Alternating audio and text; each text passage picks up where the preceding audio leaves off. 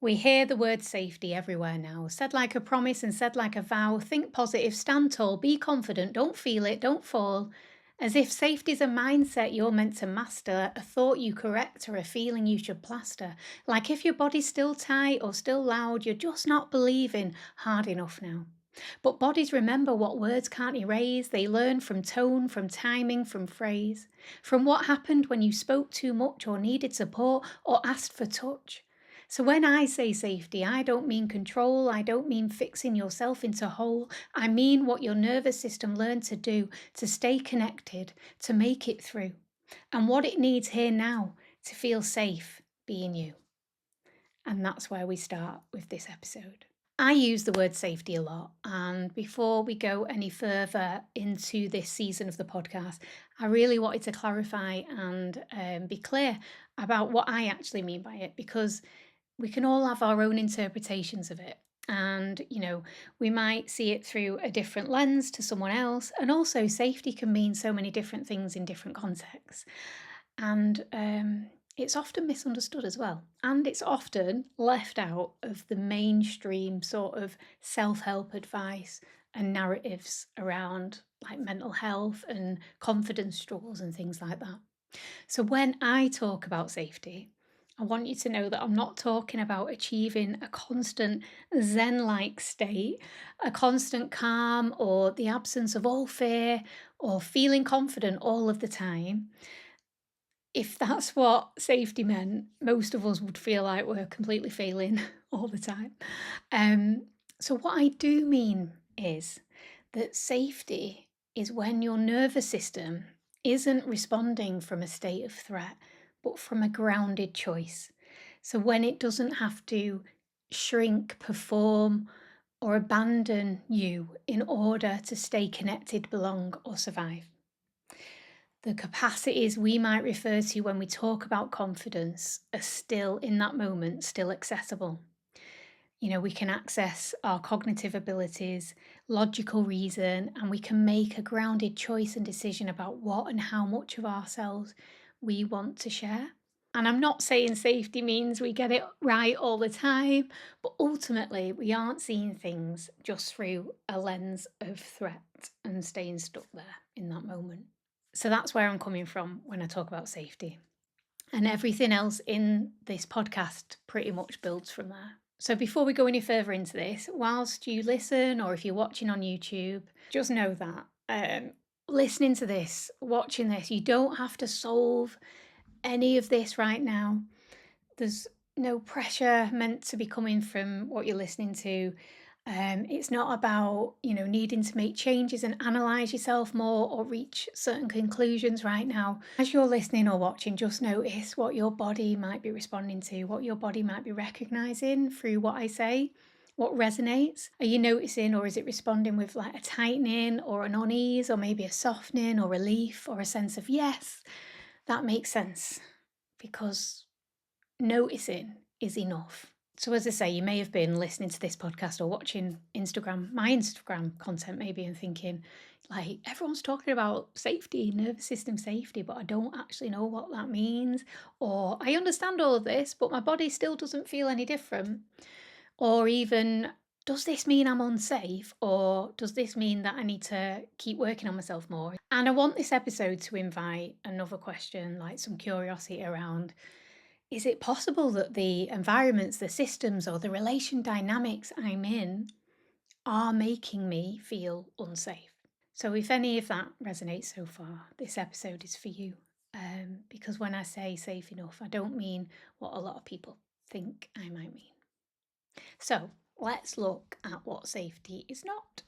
So, as I say, safety is not feeling calm all the time. It's not about never feeling anxious or emotionally activated by anything. It's not about showing every part of yourself to everyone in every situation.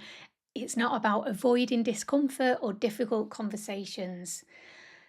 It's not about staying inside your comfort zone. So please know that discomfort is not the same as danger, and anxiety is not automatic evidence that something is wrong with you or with the environment. Often, it simply means your body is responding to something it perceives as a potential threat.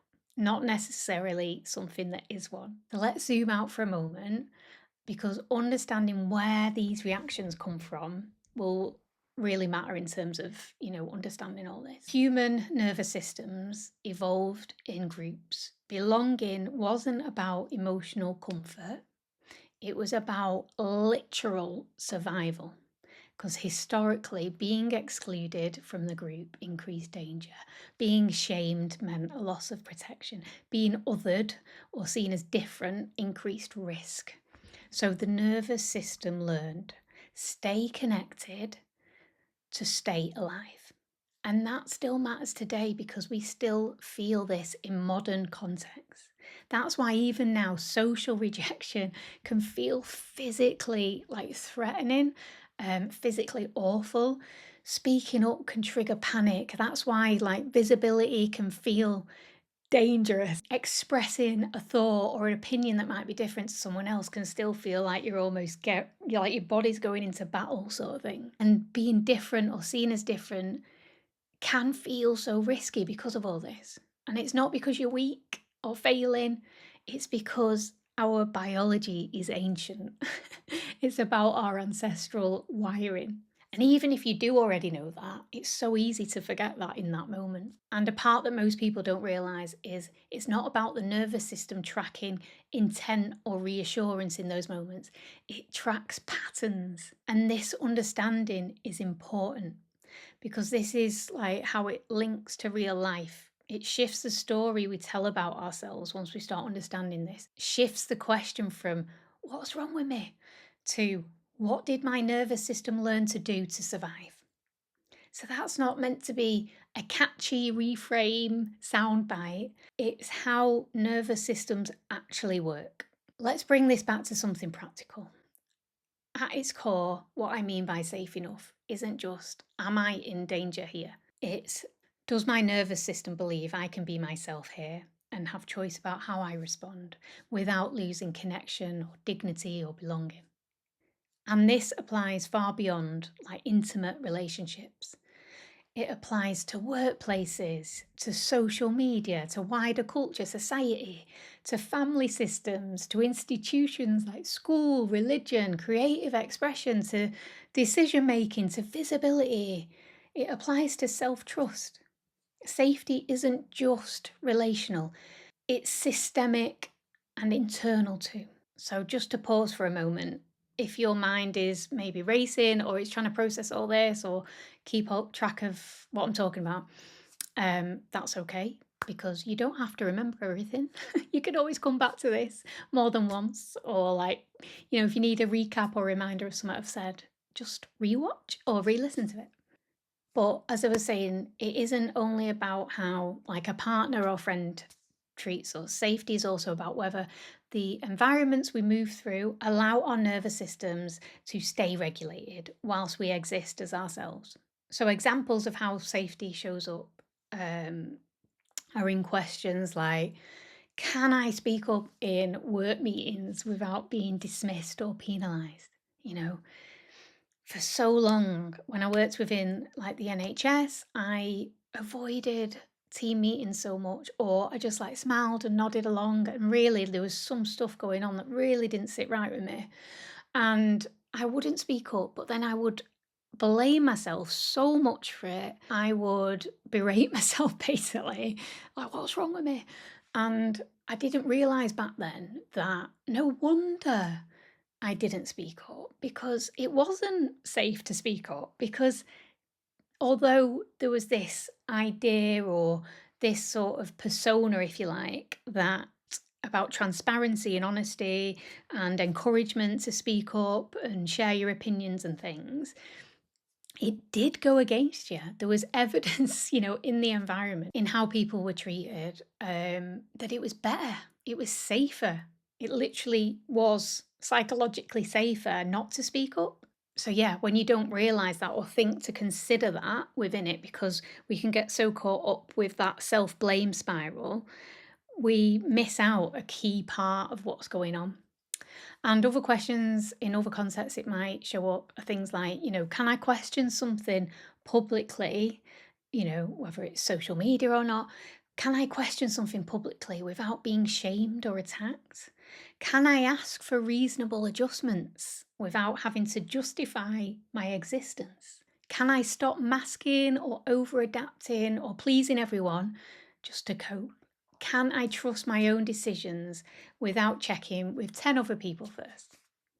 Can I make choices based on what I need or want right now? Or do I feel I have to gather evidence to justify them? Many people don't struggle because they lack confidence. They struggle because the systems they're in still signal threat around difference, around needs, around visibility, or uncertainty. So much of self help treats anxiety or holding back as a personal mindset problem or individual failing. Context matters far more than we're often taught to acknowledge. And this matters because across relationships and systems, there are these core conditions that help us build that safety. Safety grows when there is predictability. You roughly know what to expect. When there is responsiveness, needs and signals are noticed. When there's repair. So, ruptures in relationships or communication, it doesn't mean that you're going to be rejected or abandoned. There's repair there. Consistency is a core condition. Words and behavior line up over time. Choice is a condition, like you're not coerced into exposure or silence. You feel like you have that level of autonomy and choice. Boundaries, your limits are recognized and respected without you having to over explain, justify, disappear. And inclusion, difference isn't punished or shamed. When things like this are missing from relationships, friendships, environments, systems, the world, social media, your nervous system isn't going to relax. It's going to stay alert. And another important part of this, to say clearly, is not everyone has the same access to safety or choice. Sometimes lack of safety isn't something to heal around, it's something to recognize as real. Conditions are lacking, and because agency might be genuinely limited for some people. And that's exactly when nervous systems don't feel safe, not because something is wrong internally, but because the world is asking for adaptation. So I want to make it more concrete in terms of how it might present or show up in everyday life. So you might feel on edge, like you're walking on eggshells, monitoring facial expressions, tone, body language, managing yourself just to stay connected to someone and keep a relationship going. You might send a message, hours go by without a response, nothing dramatic's happening, but your mind starts filling in the gaps. You replay what you said, you wonder if you upset them, you tell yourself you're overthinking, but your shoulders are tense and your stomach feels tight and you can't switch off from it. That's not you being too dramatic or too sensitive. That's a nervous system without enough information. Because when the present is unclear, when there's something missing, your nervous system is going to fill the gaps using your past experience, your history with that person, other relationships, and what you've learned about what's safe to say or not say, or how people are going to respond to you. That's just how we are wired, unfortunately. Unfortunately, fortunately, depends on the context.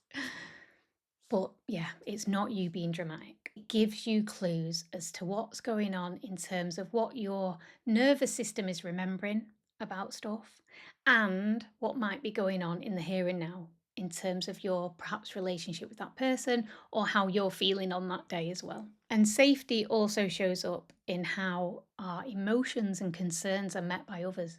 So when you're upset, are you met with curiosity or are you met with defensiveness? When something hurts you emotionally, is the impact of that acknowledged or is it minimized? When there's a rupture in your relationship, is there a repair or an attempt of repair, or is there silence and withdrawal? You might say to someone, express, oh, that really hurt me. And then you hear back, I didn't mean it like that though. Instead of, it matters that it hurt. Help me understand, sort of approach. Giving these as examples, if you like. I'm not trying to make the focus of this like blaming someone else in particular. It's just about highlighting, if you like, what your nervous system learns from repeated patterns of response over time from people and repeated relational patterns. And again, this isn't because you're broken, it's because connection matters to us, to our nervous system. It matters for our survival. Our nervous system hasn't caught up, the wiring hasn't caught up with how things are in the modern world. Let's touch on why anxiety can exist even when you know better, like you've got the insight. So, this is especially relevant if you're someone who intellectually gets it but doesn't quite feel it. Because you can logically know, I'm allowed to have needs, I'm allowed to say no, but still feel paralyzed in saying no, or still feel like your body's tightening, or you feel sick when you try to express your needs. That doesn't mean what you have learned in terms of your right to have needs and wants and that you have permission to express them respectfully and everything. It doesn't mean that that learning or insight or understanding you might have about your patterns is wrong. It usually means your nervous system hasn't yet experienced or had the opportunity to experience enough evidence from the environment that it's now safe to express yourself or to ask for what you want and need. These responses happen automatically, often before conscious thought. Safety is learned through experience, not insight alone. And this matters because safety usually grows in small, repeated moments that don't overwhelm the nervous system. Not necessarily big, massive breakthroughs. There's usually like repeated patterns of small shifts that build up. Often it looks like one tiny choice not to abandon yourself in some sort of situation again and again. And over time, within safe conditions, it gives your nervous system the opportunity to gather evidence and build new associations that, it was okay to say no in that situation. Nothing bad happened, things like that. It builds these new associations that it is safe enough to choose you or to speak up or to be who you are. And that's why I so often say it isn't always just our stuff as well. The environments, the systems, the relationships, the people around us matter so much in terms of whether or not they are helping provide the core conditions of safety that we need to start changing our own patterns as well. So here's a distinction that matters when I talk about all this. I don't mean that you never adapt or edit yourself or mask anything, any part of yourself. I don't mean that you don't, adapt your communication style to others and things like that. Sometimes adapting to context is wise, well, usually it is wise, and it's necessary and appropriate. The difference is why you're doing it. So, threat based self editing looks like monitoring yourself to avoid rejection, rehearsing what you say to prevent fallout, suppressing feelings to keep the peace, laughing things off and feeling wrong later. Not wanting to tell someone that you're hurt and they've made you feel bad because you don't want to feel bad for making them feel bad for making you feel bad. It's the sense that it doesn't feel like a choice. It feels like a necessity based on survival, based on maintaining that connection with someone. It feels like a threat response and your body feels it. Whereas grounded discernment looks more like making a choice as to how to come across to someone based on your knowledge of the context and what's appropriate and what you need or want as well. Grounded discernment looks like, pacing, visibility, creating a boundary as to how much you want to share of yourself in certain contexts, having that flexibility over how much you do speak up. It's about protecting yourself without disappearing fully, knowing who has earned your trust and access to you and who hasn't. This can get a bit overwhelming because sometimes it's like, well, how do I know what's what? How do I know that I'm okay to mask in this situation because it's my choice versus it being based on an old pattern, if you like. Like, you don't need to analyze every choice over time. Safety feels less like a question and more like a sense of ease in who you are and how you're coming across and what you're showing of yourself. It creates choice, whereas threat creates self silencing. And one important clarification as we're getting into this, sometimes anxiety is old information showing up in a new place. Sometimes it's current information worth listening to, and sometimes it's a bit of both. The work isn't deciding which one it is perfectly. It's learning how to tell the difference gently over time based on listening to what that has to say. And sometimes the most regulating move isn't to push yourself to feel safer, it's to acknowledge that your body is responding appropriately to the conditions it's in and what it might be remembering. And we can't talk about nervous system safety without mentioning more about biology, really, because safety isn't only emotional or relational. Your nervous system also needs basic physical conditions to feel more safe in itself. And, I'm talking about sleep, rest, food, hydration, shelter, predictable routines. And that doesn't mean rigid routines, that just means a sense of predictability within your routine so it knows what to expect. If your body is exhausted, if it's hungry, if it's overwhelmed, if it's depleted a lot of the time, it's going to stay in protection mode. So, no matter how much insight you have in those moments, no matter how much insight you have, and that isn't about your mindset, that is about biology. And all of these layers matter: the physical, the emotional, the relational, the environmental. This episode is focusing obviously on the ones most tied to connection, identity, being seen as we are. And as this comes to an end, I just want to emphasize it's not about perfection. Like I say, it's not about sort of establishing some sort of Zen like state all the time. Safety doesn't require perfect people, perfect relationships, perfect environments. It requires enough predictability, enough responsiveness, enough care, enough knowing that someone's going to follow through with what they say enough times for you to feel safe. It's about enough repair when there are ruptures. No one gets it right all the time, not even us therapists who talk about it. But what matters is whether there is room for repair within a relationship, not the absence of ruptures. And over time, when your needs are noticed, when you are taken seriously, respectfully, and responded to with the conditions that you need, your nervous system starts updating. It starts building those new connections, new associations, and that's how safety is relearned. I know that's a lot. As always, it's you can see by what I've covered in this episode that you can see why the motivational slogans and mainstream self-help stuff, well, you can see why it sounds a lot catchier, can't you? Because it is not including all this different context and different factors that influence it, because it wouldn't sound as catchy, it wouldn't be as shareable, it wouldn't be as sellable in terms of a solution for it, because that's just the thing, isn't it? We can't reduce the complexity of human behavior into a motivational slogan without people trying to follow that slogan and then feel like they're failing when it doesn't work. But anyway, as I say, I'm ending this episode now, and I'm just going to end with a few spoken words. Safety isn't about never feeling uncomfortable. It isn't about getting it right or healing everything or becoming unshakable. It's about noticing where safety already exists in your life and where it might be possible to build a little more. Sometimes the most regulating thing you can do is stop asking what's wrong with you and start asking what your nervous system learned from the condition it's been living through. You don't have to do anything with this right now. You don't have to fix it or carry it forward. You can let it rest with you, just as it is for now.